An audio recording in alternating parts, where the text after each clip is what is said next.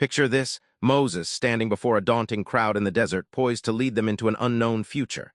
His fear, tangible, but despite it, he steps forward embodying a kind of ancient courage. That's where Levi Brackman kicks off his book. Jewish wisdom isn't just about piety, it's about facing fear and chaos head-on in business and life. Ready to see how millennia-old lessons unlock fierce focus, resilience, and a will that won't quit? Levi Brackman shows us fear isn't just a hurdle, it's the gatekeeper to growth. How did Moses transform trembling doubt into unstoppable momentum? Let's unpack the blueprint.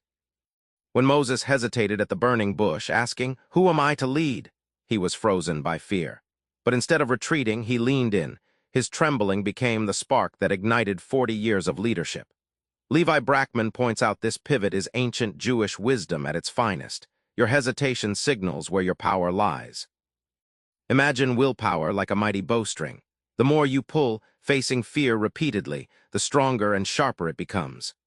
Brackman likens our resolve to that bow, with every push against fear storing potential energy, propelling you farther toward your goal.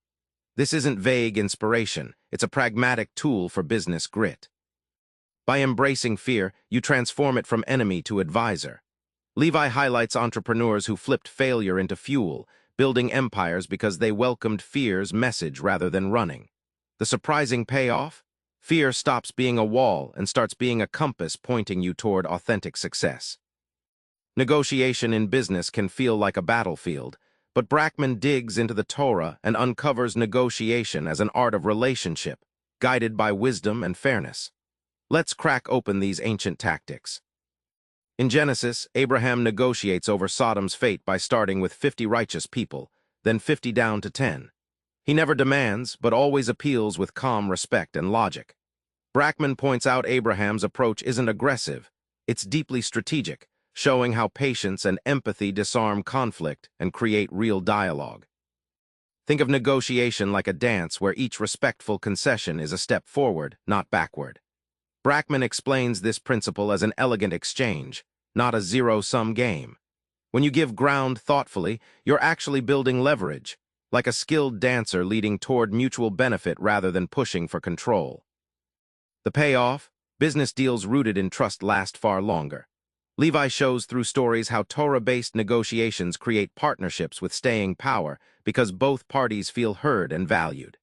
That's why understanding negotiation through this lens transforms simple contracts into long-term alliances.